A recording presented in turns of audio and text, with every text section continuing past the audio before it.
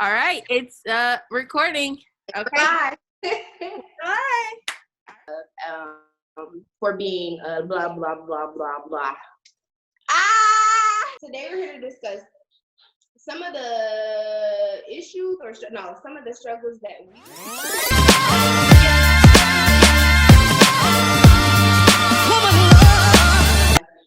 Hey guys, I'm Sid. And I'm Dee. And welcome to Sid and Dee Road to MD. If you're tuning into our channel for the very first time, our channel is all about our journey to becoming Black doctors. And through this journey, we hope to help and inspire others on theirs. Okay, so today we're going to discuss some of the struggles that we encountered as a Black medical student. Well, pre-med student, sorry. So I guess I'll start with the first thing that was the most difficult for me was not seeing a lot of Black doctors around me.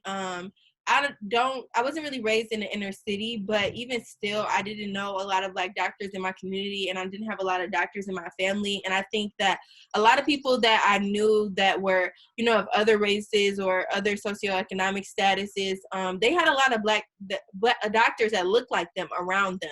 And I think that helped them to be able to do things like shadow or get different opportunities, or even just, bounce ideas off of those people, or those people to help them understand more about their journey to becoming a doctor. And so I think, like, for me, it kind of felt like just starting from scratch. I had to go a lot of Google and seek out a lot of resources outside of like my group in order to figure out what this journey would look like for me. And I think that for me, it made the journey difficult because when you have to focus on the journey itself, but also focus on like, okay, what's next? How do I do this right? Not knowing if the things that you're doing are working or not working until you like try them. It's like kind of nerve-wracking. And I think it just speaks to why I want to be a doctor, though, because it's just like representation is so important. And because representation is lacking in the field, it has motivated me to try to inspire others through things like this, but also to be a doctor that I wanted to see when I was kind of coming up. So did you experience that at all? Yeah, but not so much. I feel like I wasn't really so much focused on, at the time in undergrad, I wasn't so much focused on Black doctors, like seeing them and stuff like that. I was so much focused on my journey, like literally like being there. Like I wasn't thinking about, okay, like shadowing, is that in the third, yeah, especially since for me, like I knew I wasn't going to medical school directly afterwards. So I know for me, it was more so the lack of representation of Black students in the classroom, which also made it harder for me to find a Black mentor who was also on the same journey. So like as a freshman coming in, like not knowing anybody and like walking into a classroom and it's like predominantly white students, and maybe like sometimes you could be the only Black student in the classroom. So one, you already a little bit nervous, don't know how. Well, I don't know if you don't know how to study, but like you might, need to figure it out. Probably don't have that many friends. So like just not to see a lot of representation of yourself, you know what I'm saying? It just made it very difficult. And I felt like I wanted somebody like to relate to what I was going through, excuse me. Yeah. So that was for me. And I feel like in the same sense, like in the same way where we didn't have students that could relate, or, people that look like us on campus, I felt the same thing like with my family and community beyond. Like when I would say like I'm pre-med and like I'm going through this, or I'm doing that, like I feel like people were almost like they just didn't understand what the journey meant. They didn't understand like what it meant to be pre-med. Like, for example, studying for the MCAT, people were like, oh, you've always been a great test taker. Like, you smart, you always high. Like, just sit for the exam. Like, just do it and see what happens. And I was always trying to explain to them, like, it's not a just do it and see what happens type of exam. Yeah. Like, and people just not getting that. And I think, yeah, that was like the biggest concern, like whether it be mentors, doctors, family, friends, just not having enough people like that you can relate to. I think that really sucks, but I think we'll be a part of creating that community for other people. So I kind of find hope in that, but yeah. Definitely. Just to piggyback on what you were saying about family members, and another hard thing for me was like trying to explain to my family, like, yes, I'm majoring in psychology. No, I don't want to be a psychologist. Like, they didn't understand that you could major in a non-science major and still go to medical school. Like I had to explain to them like literally every time, and it was just like listen, as long as you take the necessary science classes, you good, okay? Like, that was definitely hard, so they definitely didn't understand, especially, like, I have people in my family who actually went to college but didn't have the actual experience. Like, they maybe did it online. Like, my mom, she has her bachelor's, and I do have her auntie who I believe has her bachelor's as well, but they didn't have the actual, like, experience that I had, and neither one of them were in the medical field, so, like, it definitely was tough, getting through that. Another thing that I had on my list was the lack of guidance for class. Like, if you go, like, I did have like maybe one or two people help me, but like if you don't, like, you need to know to look at rate my professor, to check out your teacher to see like their style of teaching, like if you need to be in class, if they do pop quizzes, like it's definitely helpful for that. Also, like if you could find somebody in your community, or that's on the same journey as you who can tell you like, okay, take this teacher or this class, because sometimes if you don't know that this class is going to be hard, like if you're taking biochem 2 and or like I don't know, like general chemistry, like just the match of classes that you put together, Yeah. like that it really wasn't a lot of people there, and your counselors, they definitely don't help you with that. So I feel like it's best to kind of like find somebody who you feel like has the same learning style or is just similar to you, and see like that's ahead of you, and see like what classes they took together. That would be very helpful, because it wasn't a lot of people to do that for me, and like I was blessed to find a couple people that I could. Yeah, and I know I had talked about this on an earlier video, because I don't want to. Let me be selective. I really got an issue.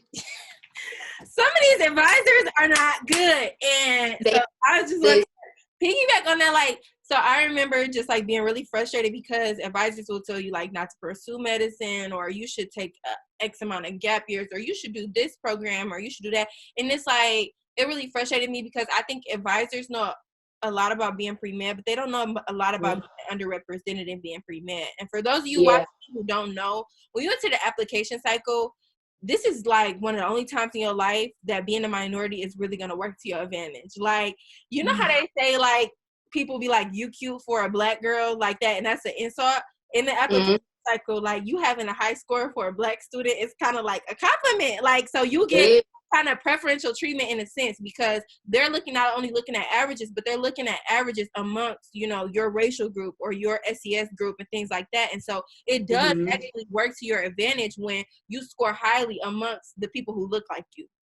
And I know advisors don't really take that into account. They measure me up to, you know, Joe Blow, who, you know, he got to mother and father as a doctor. He came from family of doctors. He had all these opportunities given to him. Whereas admission committees, I think, have really changed their perspective to have that holistic approach and understand like where you come from and how that contributes to your journey. And so I think that advisors, it's not their fault, but they don't know enough about that piece of it.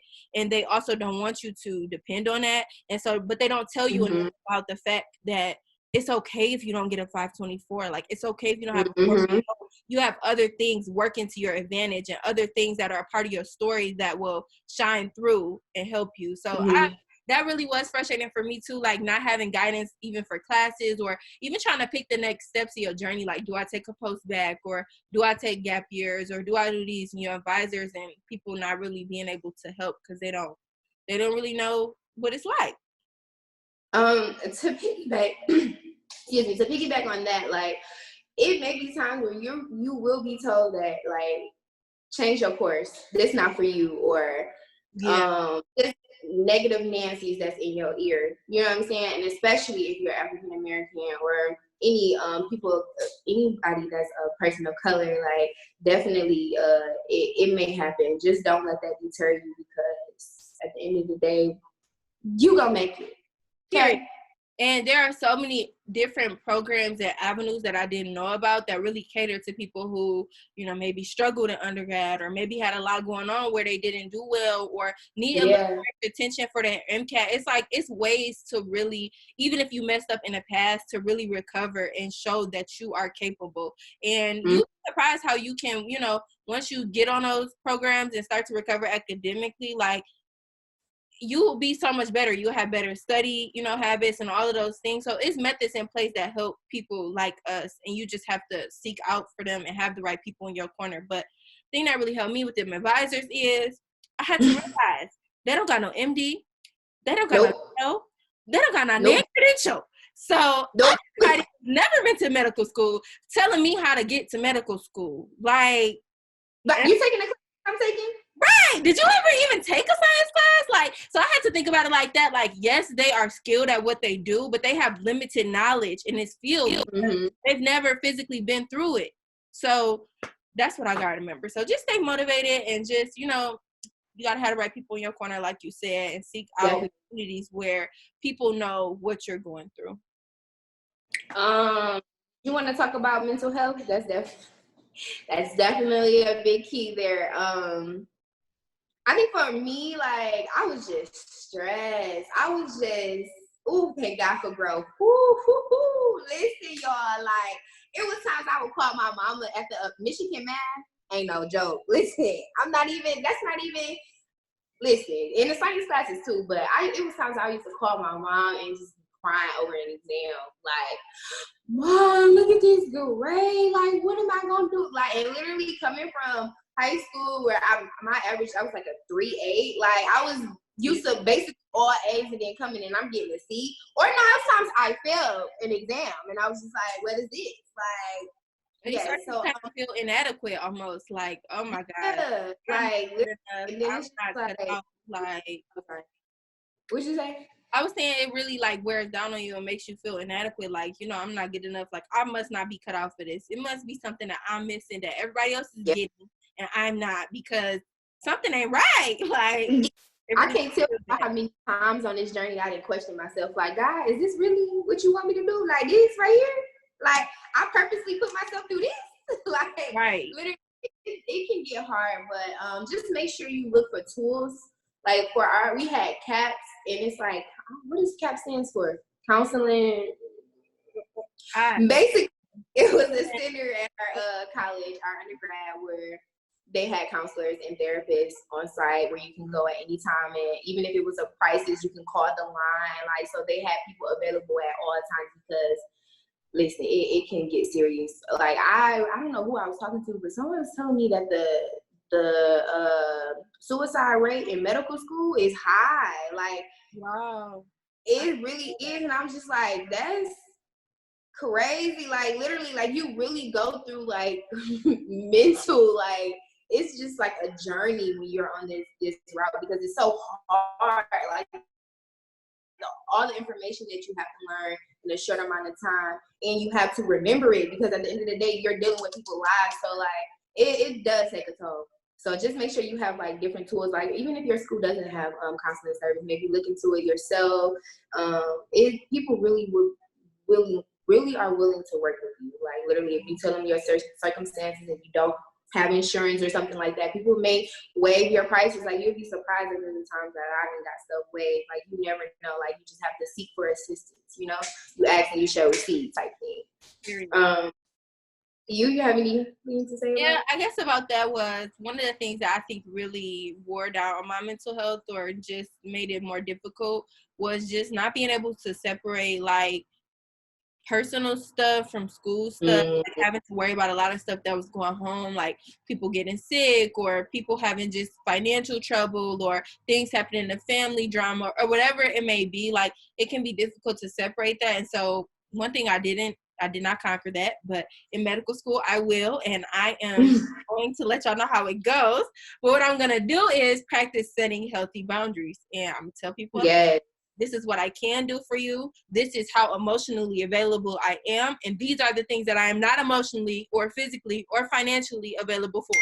And I think that can be one of the most difficult things too about being Black and pre-med, is that a lot of us are used to being kind of the backbones of our family, or playing a large role in things, just day-to-day activities, whether even if you're not a breadwinner in your family, like just holding things together, just making sure everything is okay and stuff like that, and being available for people to help or whatever. And so I think it can be difficult to kind of put those things to the side and that's kind of something that a lot of people have to their advantage, you know, when they can just go to school and people pay all their bills. They don't got to worry about nothing but what's on the book. And like, that was very difficult for me, was having to worry about all of these other things, like even studying for the MCAT. Like, it was hard for me. I couldn't just not work because I have bills. Like, I couldn't just, you know, just drop everything that I was doing. I couldn't just not, you know, be there for certain people or make sure my kids are this or that. And, you know, those types of things can be difficult. So I think just one thing that I haven't conquered, but that made it difficult, and I'm going to definitely conquer in medical school, is just setting boundaries, just learning to say no, just learning to say not right now, just learning to say I'm not available to have that discussion with you. Like, not, my emotions are not in the right place to handle what you're trying to do to me. Because sometimes people will give things to you that you didn't even ask for. Like, yeah. So I think that is difficult, but that's another thing about mental health, is just making sure that you have the proper support, because therapy was helpful for me, and just, you know, doing things that made me feel good, that didn't involve helping other people, really. Yeah, because sometimes I usually do something by yourself that really just brings you joy without worrying about, you know, other people and what they need. Just serving yourself sometimes, being a little bit selfish. You gotta be. Yeah, no, just to piggyback on that, balance in life and work and school, that is definitely a lot, because most of my friends who were pre-med, or just most of my friends that were in undergrad in general, they had to work and go to school, because most of us didn't have money. Like, we have financial assistance. So like, that's definitely an added piece, because as a pre-med student, you have to have extracurriculars. You know what I'm saying? You have to not only do good in school, but you actually have to show stuff that you do in the community. A lot of that stuff doesn't pay. So yeah, and a lot of it may be self-fulfilling, but it don't pay the bills. Okay, and we need income in order to, okay, yeah, we had our bill plans, but we needed to survive. Like, you had a car, you needed gas, you need clothes, you know, you need to get personal care items. But like, the stresses of having to balance all of that definitely was something that I definitely had time. I needed to figure out, because that was my first time on my own. Like, I was 18, you know, you get your little refund. It's gonna last. Budget for real. But yeah, that was definitely hard, balancing working, extracurriculars, school, and then like other stresses of just life in general. Yeah, I just wanted to piggyback on that, because I felt that one in my spirit. Period. Did you have anything else that you wanted to discuss? No, that was pretty much all I could think of. What else you got?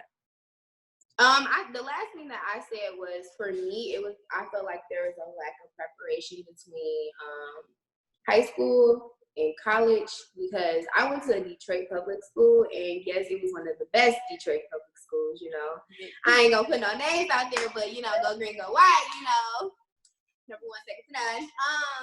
But yeah, like, they did really good, but I just felt like some of the classes, and I was on a curriculum, biochemical curriculum. I don't even know if they still have that there, but they did a good job. But I just felt like it still wasn't enough to compare to the other students, because I felt like some of the other students came and they knew, like, if not a quarter, like half of the information already, and I was just learning, and it was just like a refresher for them. So like, imagine just going and like, you're learning something and you're like, okay, what if I don't even know how to make sure I'm studying this right? So I feel like that was a struggle for me. I don't know. Sydney went to a good school. She was like, Yeah, but I didn't really see. That was the thing. Like, I've never been like, I didn't take a ton of science. Like, I was not in AP Chem or nothing like that. Like, I have friends that took a lot of AP classes, but since I did the early college program instead, I took more of your like general education requirements that you need for college. So I was enrolled in a lot of psych classes, like some Spanish classes, some English, some math. So I can kind of relate to that. I didn't have a big science preparation in high school, but that was personally because of the track that I chose. I assumed that if I had taken a more science heavy track, I would have been more prepared, but that was just because I wanted to kind of get some of those prereqs out the way. But I will speak to the fact that I think being pre-med, one of the hardest things is you don't really have that adjustment period like you do on other degrees, whereas other degrees, like your first 2 years, people like you just playing, like you just do Yeah. and you ain't really doing nothing serious that matter towards nothing. And then your last 2 years, it's like, okay, now I'm taking all the classes for my major, whereas pre-med for the science classes to work out and be manageable, you really have to spread them out. So even at first and second semester, you're taking classes that are difficult, like you're taking science classes. So I can definitely agree to that. Like I wasn't prepared for that. And those first couple classes was a struggle. And I'm thinking like, okay, this is Gen Chem, this is bio, like how hard can it be? Like we don't already did some of it. Right. And it was hard. Go to the first class, they talk about everything you learned in just your whole class, the whole year. Right, in one class. It was it's more. Right. They get so much more in detail. But I'm here to tell y'all, rest assured, the MCAT, med school, you gotta know a lot of them details. And a lot of what I've been watching and hearing from people, I can't speak to this, so don't take my, opinion with a grain of salt. But people say that like they tell you a lot more detail than you actually need to know in the future. So like you may need to know for your step and for your exams, but after that, people say some of that they forget anyway. So it's Gucci. And then on top of that, for the MCAT, the MCAT do not go not nearly in as much detail as they go in them classes. So that's a little bit of a light at the end of the tunnel. Like when you studying for the MCAT, if you know all that stuff from undergrad, you're gonna be Gucci because the MCAT really, it is not going that deep into detail. So, but yeah, it's still rough. You just gotta, it's a really, a growing pain and figuring out what's the best way for you. And I think the earlier that you can find the study techniques that really work for you and really help you to actually retain information long term, I think the better off you'll be. And I think some of us still probably ain't figured that out quite yet. Right. It's literally an ongoing journey. Like you learn every day, every step of the way. Like it's never a time when you're not learning, literally, like whether it's information or just about yourself or how to just get through the journey. Like you're just learning each step of the way. So that's what we signed up for. So I think that's the beauty of it too, just like evolving into a better person, a better student, and all of these things, like the obstacles, even though like you can't see it at this moment. When I was writing my application, I really realized that a lot of those obstacles are what are going to make me the best doctor, because I'll be able to relate to people who are going through similar things, who are in situations where, they don't see how they can make it through, and just be a light for those people. And so I'm thankful for the difficulty. So don't, lose hope. It gets better. And, everything that you're going through will not be in vain. Like it will be able to bless somebody and help them on their journey and, make it a little easier for them too. I second that. All right. That's it. Well, make sure you guys like and comment on this video. Subscribe to our channel if this video helped you or if you just found it interesting. Share it on your Instagram, Facebook, YouTube, all of that. And we will see you guys next time. Bye.